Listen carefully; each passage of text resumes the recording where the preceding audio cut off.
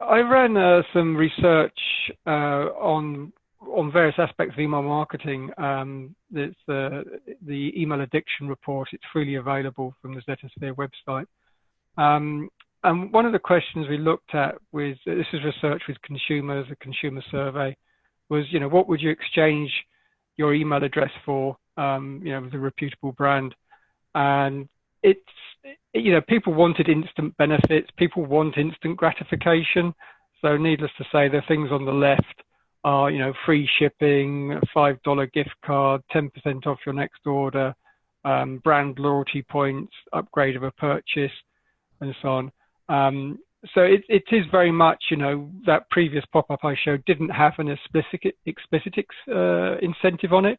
And certainly adding some sort of immediate measurable incentive, whether that's money or a download, will help the conversion rate of those conversion options. Makes all the sense. Yep. One of the revelations is the prize draw or sweepstake, which is down right on the right-hand side at 31%, as a reason to give an email address. Actually, it's less attractive than receive future promotions. So just stressing that people are opting in to get good deals and get your best offers and new product information, so that actually could work better than trying to offer people the chance to enter some sort of sweepstake competition, which I find quite amusing, since competitions are so used in marketing, and the number of tests I've done around competitions and using competitions to try and get engagement, you just find, sure, there's people who like competitions, but actually most people are so turned off by them. Most people are long in the tooth, like, another competition, Yeah. Another one I'm not going to win. Why am I bothering? Well, yeah, I think that's the deal. Most people just assume they won't win, so why bother? Yeah, absolutely. But free shipping, they win right then and there. So it makes total sense. And if you do want to run a competition, you go, look at all the data we're getting, potentially, because it's gone, if you use an incentive like a $50 Amazon voucher or $500 Amazon voucher or something, it goes into the professional comping forums and groups, and you drive all of this traffic into your sign-up funnel of people who are never going to interact with your brand. They're not your target market, because you've used a generic prize for the competition. So never do that. Make sure, if you do feel you want to use a competition, target the offer around people that will identify they want your brand, and not just some generic thing. Competitions drive really bad data if you're not careful. Makes sense. Yeah. All right. So add an incentive for instant gratification. It's a great way to improve the conversion rate. So let's move on to. There we go. That's the slide. So the another pop-up here. This is one I sort of want to talk about as an example of how to do things and how not to do things. The headline. This is a pop-up, which great, love pop-ups. This one's got a headline of "We would love you to join our mailing list," which is all about the brand. It's all about what the brand wants, and that's really a big no-no. People don't care about you. Sorry, it's true. They care about themselves. So you make sure your headline's all about the benefit that people are going to get, because nobody wants to join a mailing list. They want the benefits of being on a mailing list. They really just don't want to be a number on a list. But if I'm going to get those great offers, if I'm going to get timely new products, if I'm going to get exclusive benefits, tell me about that, because that's what's going to get me on there. That makes total sense. So that headline, instead of "We would love you to join our mailing list," could just be get 10% off your next order, or some kind of benefit to the consumer, is what you're saying. Absolutely. Yeah, absolutely. Exactly that. And those are those little things that, when you're writing this, when you're putting this together, you don't always think about, right? And it's really important to keep the consumer in focus when you're putting together pop-ups, for sure. Yeah, pop-ups and just actually all email marketing is, don't write about yourself, write about the consumer. write about what their needs, wants, desires, and fears and and things are. Don't write about what you want, because they really don't care about you. You've said that a few times. Are you sure? Oh yeah.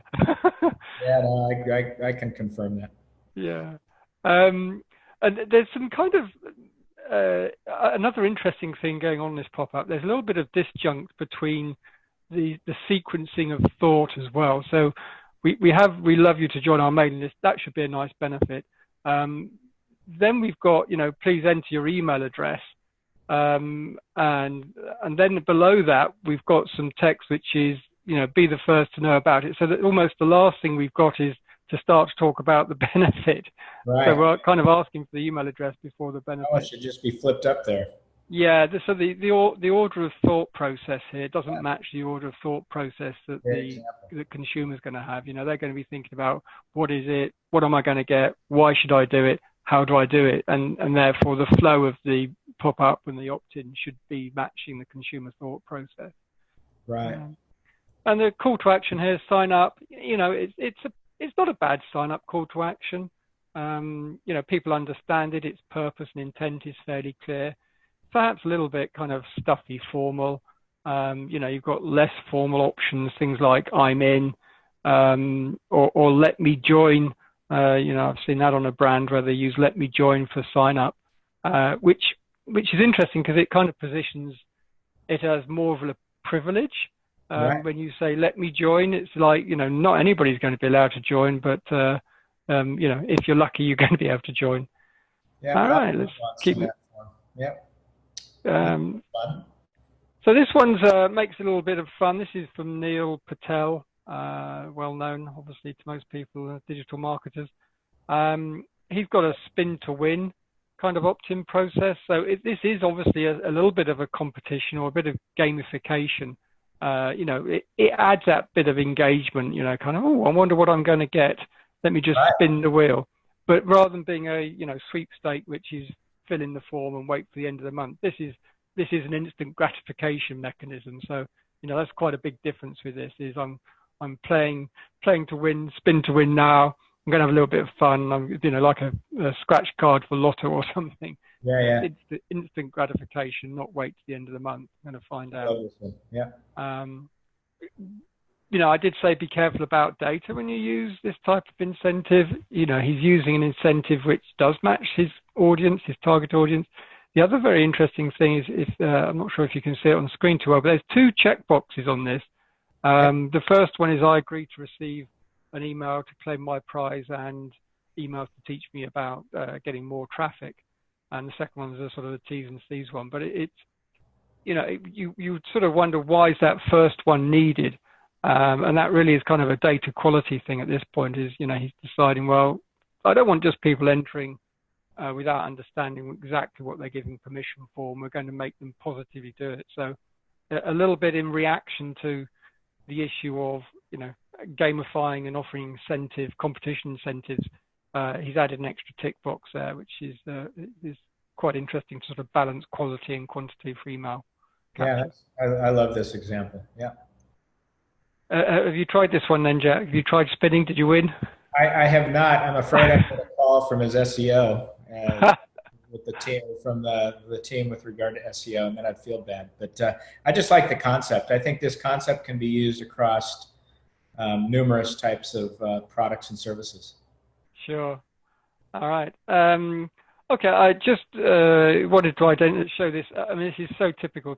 Bottom left there is it's the footer of the website we're looking at. Bottom left, there's a sign up form. It's actually got enter email address and confirm enter email address. So they're using email address twice to get verification. Jack's definitely going to tell us how we can do that better a little bit later on in this webinar. Giving people a chance of putting their email address in twice. There's smarter ways of doing some of this stuff. But what I did want to say really on this is, by all means, go and put a sign up form in the footer of your email, of your website rather. Put it run of site, whatever. I have never ever seen a lot of data collected by these things. It's just so far out of the way. You know, Right. there aren't many people going, I'll just scroll down to the bottom and see if I can sign up. Yes. Yeah, you know, so, you know, by all means, don't feel you can't do it, but just don't make this your only way of collecting opt-in data. You will not get much. Yeah, and it's so interesting because this particular brand could even use that last wheel, right? It's like spin to win some, something that they want to potentially give away, a product, or maybe an incentive towards buying another portion of their product, because they market that way a lot. This particular brand is very Right. much like the marketing up at the top with free item with $10 purchase. That's kind of their process, which is very effective. Yet they're not incorporating that in their sign up. Right.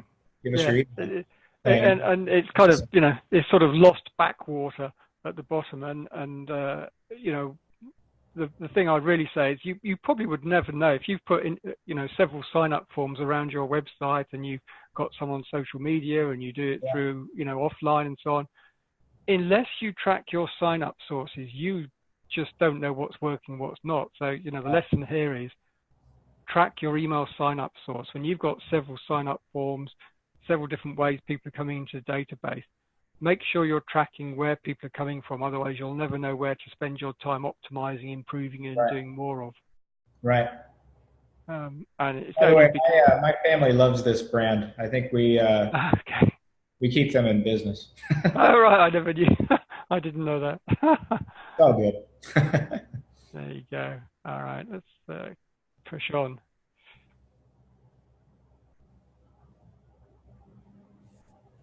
Okay. So this is the on here, the Daily Worth website. They've got a really big bold banner bar. So this is the exact opposite of the previous slide. You know, where we've got plenty of space being dedicated to getting an email address. We've got a big bold headline: "Get a fresh perspective on your money," which is pretty appealing. Most people want to want to do something better with their money. Right. Is there anybody who doesn't want a fresh perspective on their money? It certainly sounds like it could be useful. So this is great in terms of you're not going to miss this option of signing up. If I was going to pick holes on this one, the call to action button, the go is kind of the contrast on that is quite low. So it sort of fades away, and also the white copy, certainly white copy on that salmon background is quite hard to read when it gets to the inspiring ideas, practical tips, and so on. So a little Mhm. bit more contrast in this would certainly have set that one off. Do you see, so for instance, this is a static banner on the website, right? Yeah, absolutely. Yeah. Do you see where you can use the static banner, but also the pop-up in order to, if in the event the person doesn't sign up there, do you see that combination working? Yeah, absolutely. Okay. You know, some people are going to dismiss the pop-up because they're not ready for it, Right. which is why you might reshow a pop-up, you know, if people stick around on the website or redisplay it once or twice. Mhm. So having or introducing a sign-up banner somewhere else, you know, as I said at the outset, keep asking. Don't be shy to ask more than once. Just because they didn't take you up on the offer first time doesn't mean to say they won't. Right. Um, No, that's you great. know, ask at the point when they're going to be engaged. But yeah, you know, the Yeah. worst thing to do is to think because you've asked once and they said no, don't ask again. Uh, you know, if you've got children, you know how often they ask for something when they want it. Right. A nice little way of getting, you know, high conversion as well. Often used, quite a few websites will use this of social proof. Join 650,685 other humans. So this one is, rather than stressing the benefit of what you're going to get, it's just stressing the social proof to Yeah. say, look, you know, if you've got this many other people subscribed, you really should be too. So if you've got a big list, it's a good method. And on the Social Media Examiner, you know, another pop-up, and this one, interesting pop-up here. They are offering an incentive. They do have various different incentives. This one is a social media marketing guide or industry report. The pop-up got your free copy, 390,000 already using these insights, 60 charts. There's lots of stuff there to say why you're going to want this report. Yeah. The interesting thing is all it's got is one button, which is yes, I want my copy.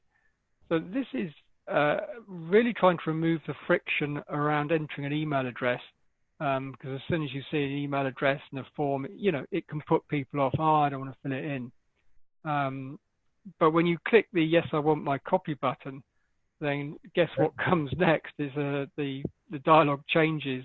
That pop-up changes to, sure, if you want it, put your email address in here and your name in and send me my free copy. So why do that? Why bother having a sort of a two-step process? And the reason is the Cialdini. He if you know his works, wrote Yes, Persuasion, and a few other books around psychology. He identified one sixth trait of humans, which is we are consistent with previous choices. So once you've kind of said yes to something, it sort of compels you to keep saying yes. You don't sort of say yes to something and then suddenly change your mind. We are instinctively consistent. We don't do a U-turn. And so once we said, yes, I want my copy, we go, oh, I need an email address to do it. Sure. I'm going to put an email address in them because we've already made our mind up. We want a copy of this report. You've already we've understood the friction. Yeah. Makes complete sense. Yeah. So they're using a two-step kind of process. Interesting, different method of trying to get the conversion on that one. All right. So checkouts, of course, are one of the best places to get email data in terms of, your best converting email data, of course, will be people who purchase from you, people who do a financial transaction of some sort. So, of course, everybody's going to be trying to get data during the checkout process. This would be typically, like the Jimmy Choo here, we've got, I would like to sign up to receive updates. So there's always a big debate around, should I pre-check my opt-in boxes or not pre-check my opt-in boxes on checkouts? This one isn't pre-checked. And if you work with people who are signing up within Europe, there's obviously some legal compliance challenges to using pre-checked boxes or not. And in fact, in Canada as well under CASL, you have some choices to make, and it makes a difference whether you get a checkbox signed or not. So, what can we do about checkboxes and trying to improve it? The actual best thing to do, rather than having a not checked box, if you like, rather than having a default of opted out and people have to take an action to opt in, if you're going to go that route, don't do that, but do this instead. Have a yes, no button. So you'll see this sort of yes, no here, which is not pre-checked, and make people explicitly decide yes or no. So this is kind of a subtle, rather than having them silently opted out, actually make it an active question they have to answer. And I would think, for example, on that particular form where it says, yes, I'd like to occasionally receive exciting contests, that's another opportunity. I mean, they're clearly kind of making it about the benefit of doing this, right? But that to me is like a really great opportunity to drive home the benefit of providing and giving consent to use your email address. Yeah, absolutely. Let people know what the benefit is there. Yeah. It's not, yes, no, please let me join the list. It's look, here's a really good reason why you should join the list. Now, would you like that or would you not like that? Right. And in tests, again, using a positively driven choice where people have to make a decision of yes or no actually will work incredibly well. It works, as well as having a pre-ticked box. So, if you decide you're not going to use pre-ticked for compliance reasons or quality reasons, a yes, no is going to do it. And again, one of Cialdini's principles is around, from psychology of persuasion, is around commitment. And, you know, if you've asked people to make a positive choice about yes or no, and they've said yes, that actually has made them more engaged. You know, when they do start to get the emails that come, at that point, it's not like, oh, whoa, did I select that? You know, Right. oh, I really did ask for that. This is great. Right. This is what I really did want. So it creates a much more positive experience. Oh yeah. No, that's great. Oh, so I've just skipped a slide. Let me just go back. No problem. And this one from Woman Within Woman. You know, they've taken a slightly different approach to the challenge of non-pre-checked boxes, which is if you go for register now, you see they got a little graphic there. Yep. It's almost like a little mini pop-up. Yeah, yeah, it is, isn't it? Yeah, absolutely. It's kind of like, you know, you hit the register and it goes, whoa, are you sure about that? You didn't check. Do you like that, or is that a from your perspective a kind of a cool way of doing it? I guess it's all about messaging so much, you know, more so than like the technology layout of that, right? Yeah, absolutely. You know, do I like it? In what sense of do I like it? Do you mean? Well, just in terms of sign up for emails, and then how it's got the you're going to miss out on great deals. It's sort of, you know, it's sort of just encouraging you clearly to check that box, right? Absolutely. And, you know, in terms of, you know, it's all down to the results of does it work? If it works, I love it. Right. But as you say, the kind of the missing out again is sort of, you know, Cialdini's principles of people fear of missing out, or FMO, people call it. You know, this is, you know, giving a positive, and then certainly giving a negative of hang on, you don't want to miss out on this, and people certainly, you know, have a fear. We all know that, you know, if you find $1 on the street, you're pretty happy. If you lose $1 on the street, you're really unhappy, right? Right. You know, the dollar you lose is far more painful than the dollar you find, which is all that business of loss aversion, and people hate it. So. Yeah, that's awesome. Very good. Okay.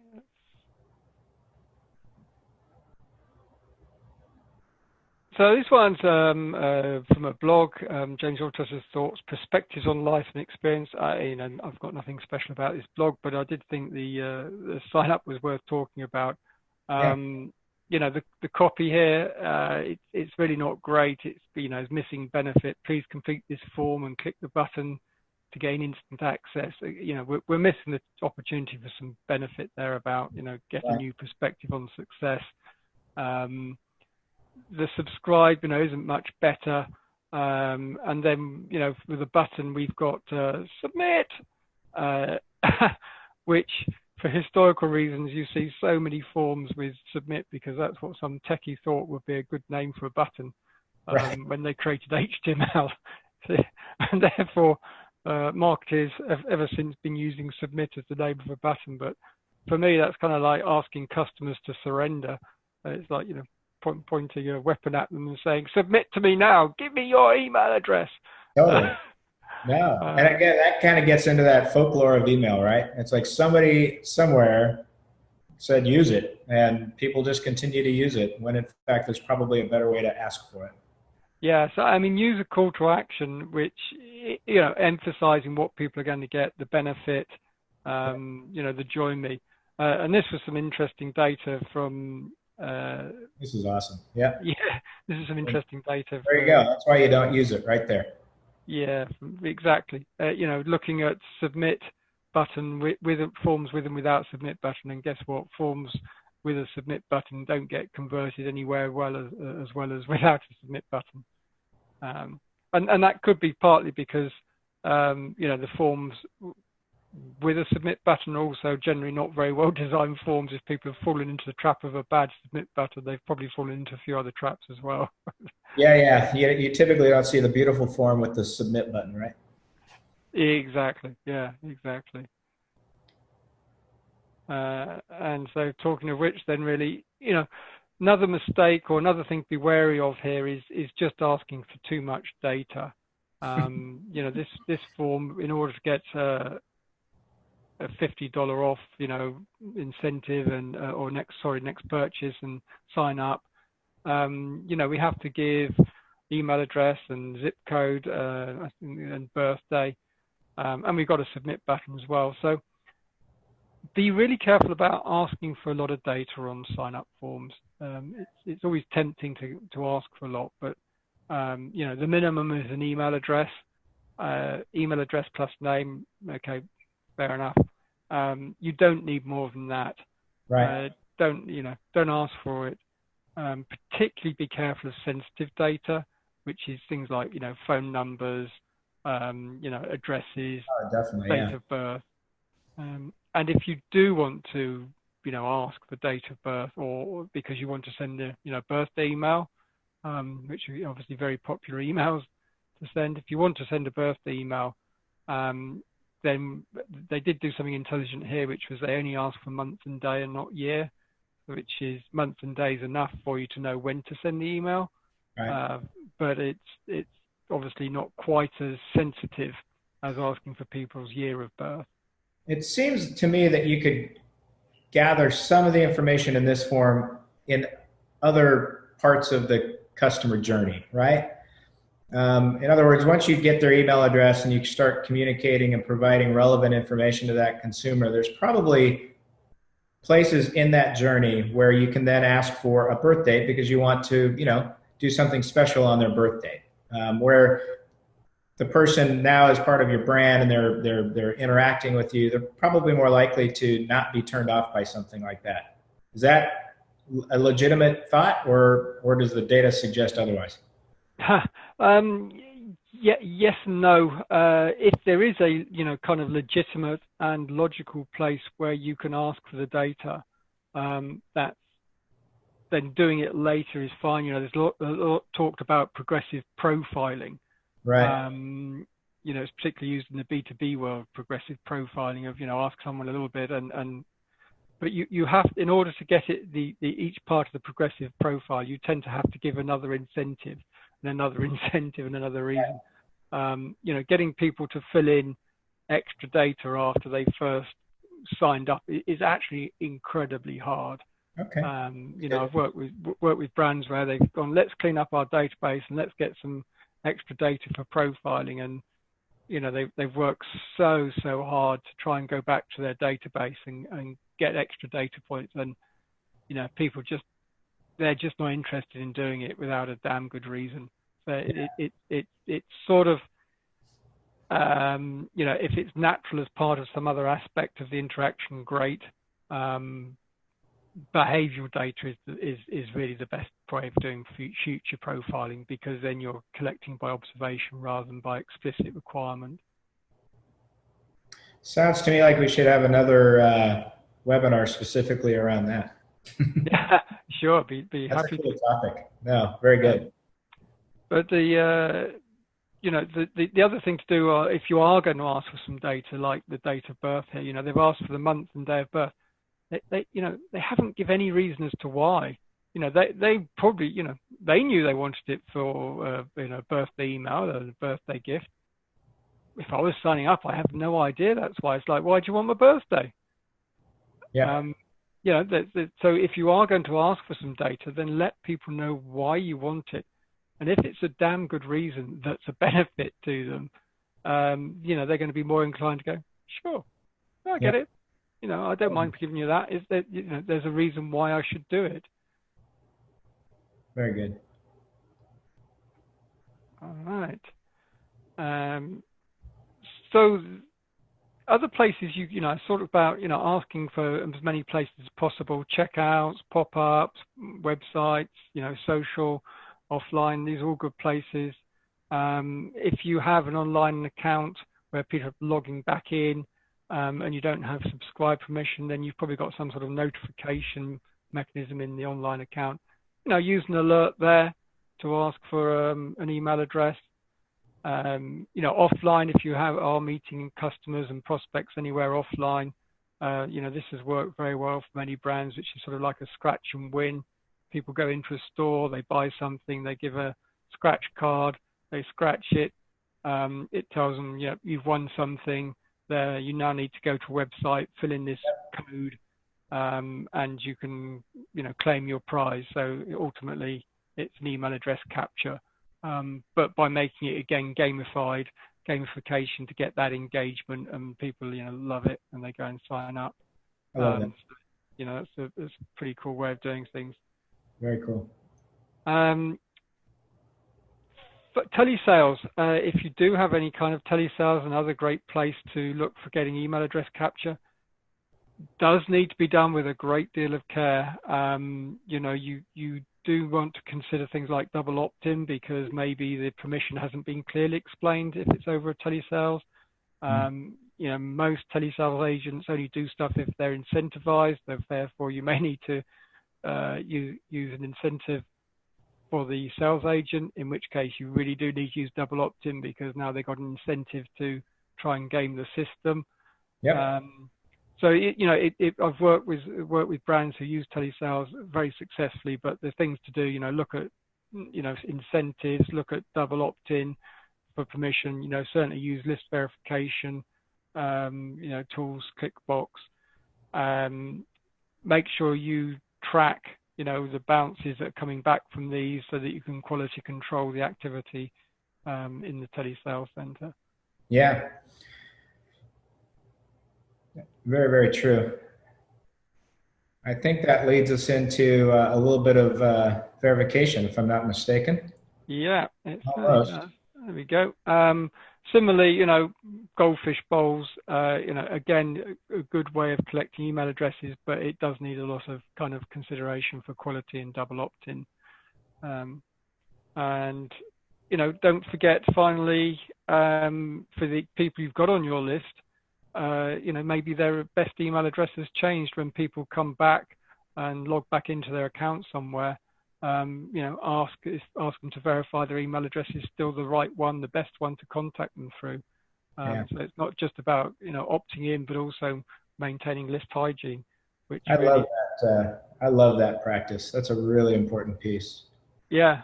Which list hygiene is, well, I guess, Jack, this is your area. It is. So I'm going to take some control back from you, sir. And let me just go back for a moment. Well, it doesn't necessarily matter. What's really important from our perspective, when you're building all of these forms and you're working to capture an email address, it's important to remember it's a very simple thing, but the only useful email address is a valid one. And so there's lots of ways, people attempt to validate an email address. Double opt-in is one. But oftentimes the form is just wide open, and you can get fat fingering and things of that nature. And what's interesting, Tim, before I get into this, is with regard to telesales, we have, what I'll explain here is our API can be connected to any form, right? And it's super simple to use, and it's just a wonderful practice, because in milliseconds it helps you determine whether or not the email address that you're being given is deliverable. But we have companies that use our API with their CRM systems in store, for example. So like if you are at a store and you're checking out and the person asks, "Can I get your email address?" As the associate starts to type the email address, our API can verify within that environment. Our email can verify telesales when somebody's on the phone and they say, "Can I please get your email address?" That's notoriously where bad email is collected, because you can't necessarily always understand how someone might be pronouncing it. You may not fully understand how to spell it. And as you start to type that in, if you have email verification built in at that collection point, whether it's on a form or a CRM, it just makes your world so much easier, because it stops that bad data from getting in. But more importantly, as you use this, clearly by verifying at the point of capture, and I'm going to give you a demo here in a minute, it improves email data quality, pure and simple. If you've gone to this extent to drive a person to your website, and we all know that costs money, please give it a try to plug in some verification on that form to make sure that your data quality is accurate, that you've spent so much time and energy and money to collect. I love the real-time aspect, Jack, because I see, on data collection forms, you see a bounce rate you know, 6%, maybe 10, even 12% bounce rate for email addresses on data capture forms. People really, you know, they mistype, they don't recheck their own work. Sure. And having the real-time verification is just going to drop that bounce rate, which is, you know, great for reputation. And also, if you've got that real-time verification, you're going to get more email addresses. You know, what's not to like? Right. Yeah. So, you know, the basic idea is, you know, an accurate email address improves your data quality, improves your engagement. You know, email marketers are constantly watching metrics when they send out an email campaign. They want to see what the engagement is, the open rate, the click-through rate, all of those types of things. Well, if you're sending to an email address that was collected poorly in the beginning, all of those metrics that you're trying to measure are impacted. And they're impacted in a way that doesn't suggest your email campaign is poor. It just means that you're sending it to someone that, you know, just isn't going to ever engage because it's potentially undeliverable, right? So there's all kinds of really great, you know, reasons. It improves email deliverability. There's no doubt in my mind that if you have, you know, verification at the point of capture and you can verify that that email address is deliverable, email deliverability goes up, which is an important thing to be considerate of as an email marketer. Again, boost campaign performance, very much, you know, in line with improves engagement. Everything that you monitor, everything that you watch, everything that you attribute to a successful campaign that you either internally as a email marketing team watch, or perhaps it's information that you have to provide to you know, the C-level of an organization. All of those metrics improve when you just take a moment and ensure that that email address that you've captured is deliverable. And of course, all of that just leads to generally improved ROI.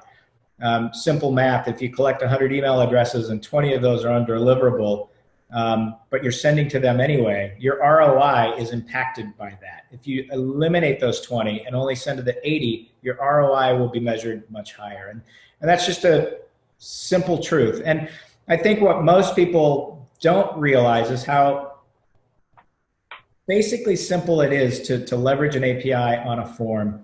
And what I want to do is just give a quick demo here. So this is going to be a little weird because I'm going to share my screen and go to a place here where I can show you just basically a sample form. What we've done here is this is just a mock-up form.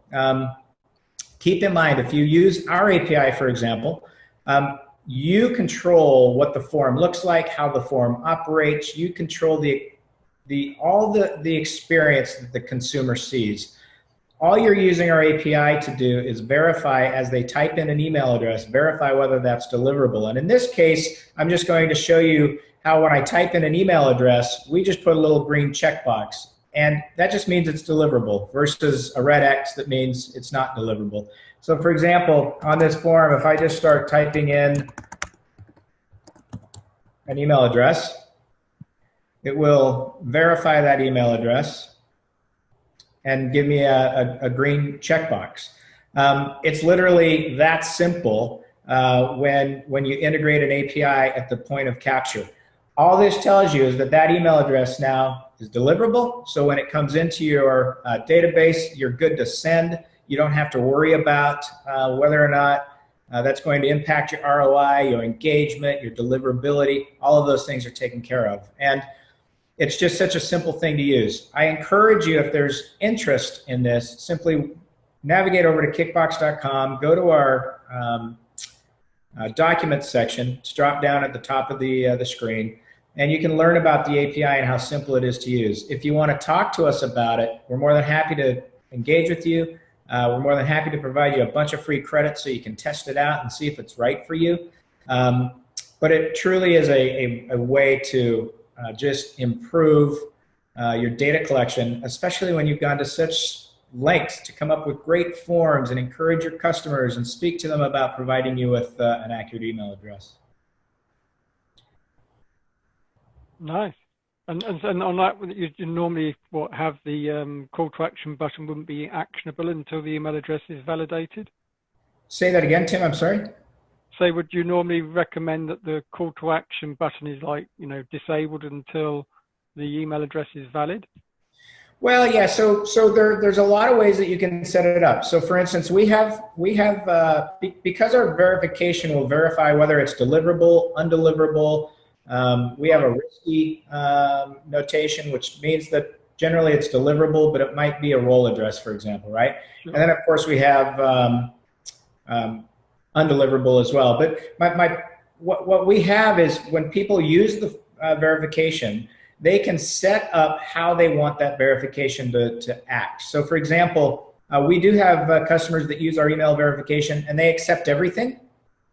But when it comes into their database, it's marked as deliverable, undeliverable, et cetera. So then they can do the work on the back end to determine how they want to remove that email address, right? Okay. We have others that will absolutely ask you to clear it up because when you give an email address, it might be to rent a car, and you need to get that rental agreement, or it might be sign up for our awards program, and so it's a little bit more important that they want to slow the person down and ask them to correct that email address at the point of capture. So all of that is completely dictated by the user of the API. We don't dictate any of that. We provide the tools and the calls so that you can really customize that form however you feel is best for your customer.